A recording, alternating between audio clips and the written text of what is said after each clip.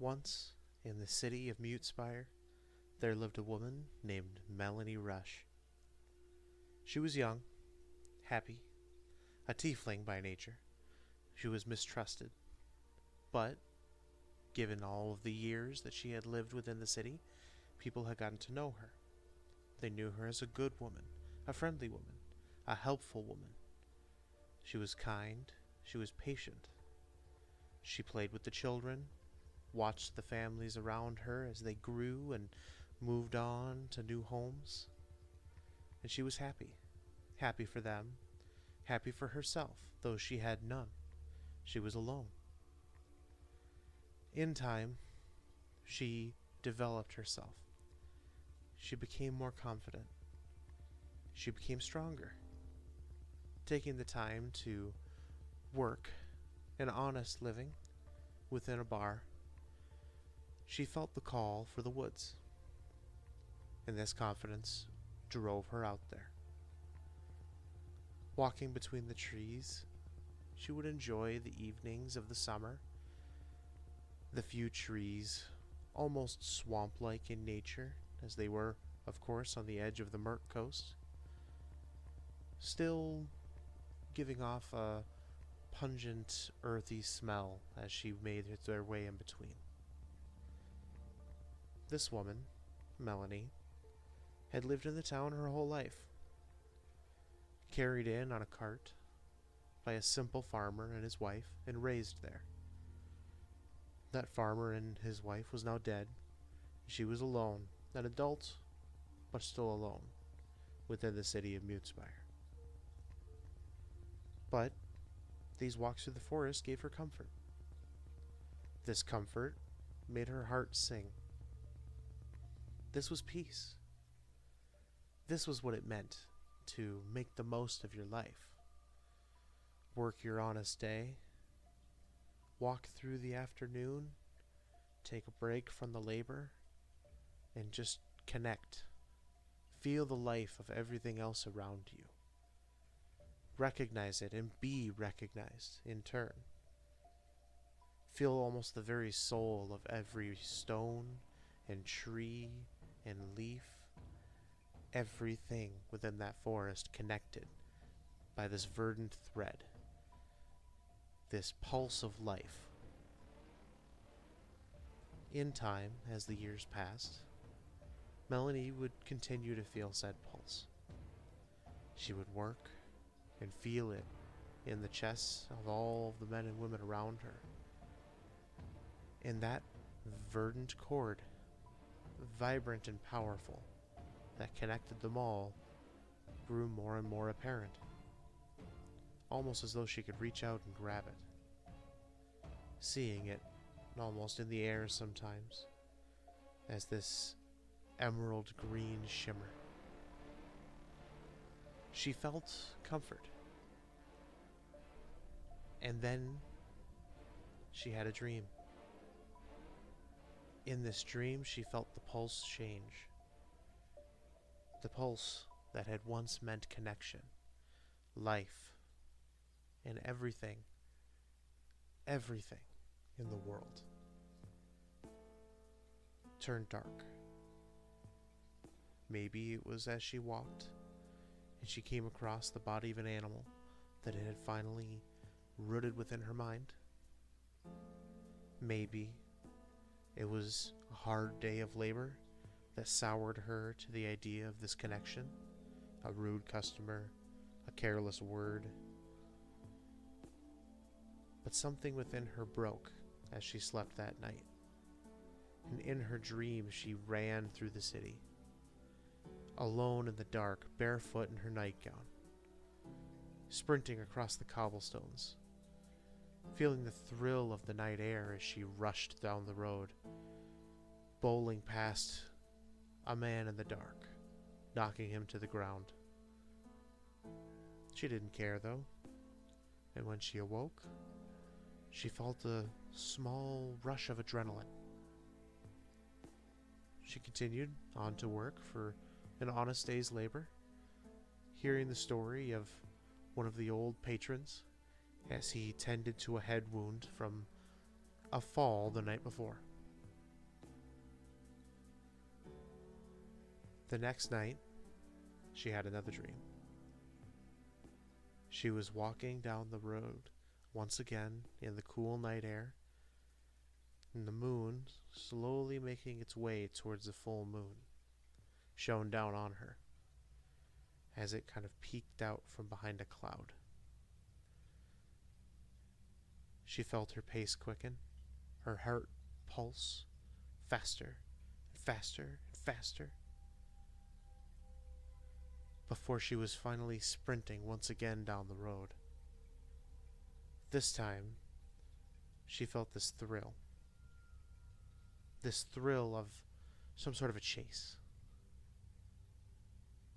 Ahead of her, in the way that many dreams are, an obscured figure, unsure of who, didn't recognize, didn't matter. This was the chase, this was the hunt.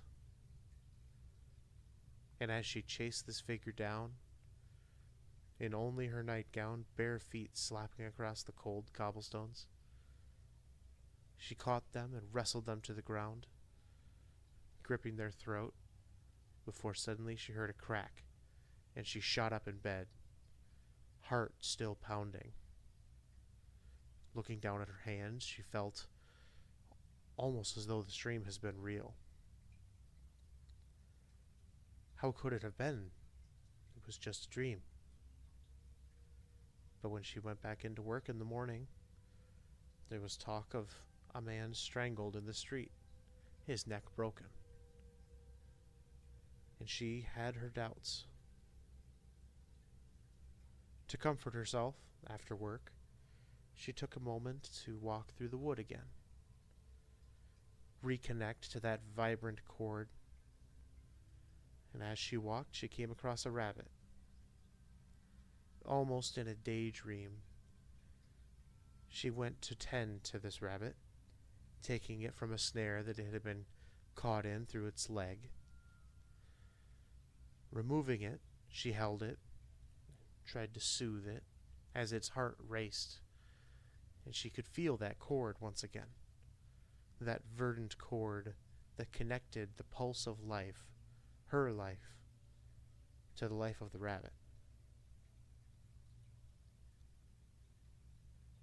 The next time that she opened her eyes, almost as if she had blinked, she was back home.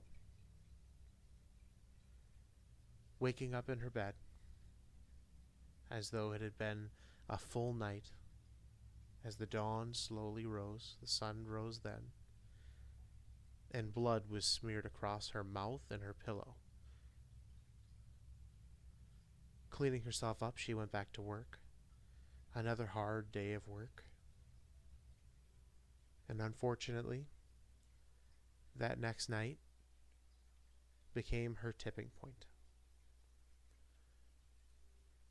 She found herself, after this last dream, awaking where she stood in the road. In her dream, the events of what was actually happening for reality had been spilling through, and it became the confirmation of all the dreams before. As she had sprinted down the road during the night, the full moon high in the sky, she was herself, bare feet in the nightgown, standing there, crimson skin and horns glistening in the nice moonlight, as she went from house to house in her dream, capturing and tormenting and killing with a dagger in her hand her neighbors, the men, the women, and their children. And as she walked down the road again, even now, she held the bloody dagger in her hand, nightgown smeared with blood, as she came to, realizing the course of her actions. Before her, a small group of the town's guard had gathered, spears and swords at the ready to defend themselves and the community from her wrath. And seeing this and the blood on her hands, her mind snapped. the vibrant cord no longer connecting her to the fellow life, the kinship that she had. It was now a crimson cord, the crimson cord between hunter and prey. And as her mind broke, she laughed this maniacal laugh and fell to the ground screaming, dagger in her hand. As the guards moved to surround her, she rose, for the first time showing her true nature. She was not, as she was previously expecting, and everyone expected her to be, a tiefling. Instead, she was something else. And as these vibrantly bright angelic wings, stained red at the tips, sprouted from her back, she picked herself up into the air, hanging limp beneath her beating wings, and picked up off into the sky, screaming and laughing the entire way. A mad woman sailing over the town that she had just massacred, leaving the town's guard to tell the stories of this woman, this Melanie that they had known for years, that had all of a sudden snapped. This legend would go on, people telling the stories of a crazy tiefling, the best neighbor, a good woman, and it became a cautionary tale. Never fully trust. That trust can always be broken. Though even still, no one ever saw Melanie. But that doesn't mean that she doesn't still exist. Soon after Melanie had fled the town, she found herself deep in the heart of the Merc Coast, sitting on a rock in the middle of the swamp. And as she sat there, still in her bloodied nightgown, angelic wings stained red with the blood of her victims, and dagger in hand, she stared at her reflection in the water. This new experience, wings, she didn't even know what she was. And suddenly a voice in the back of her mind spoke up. I am Pegne.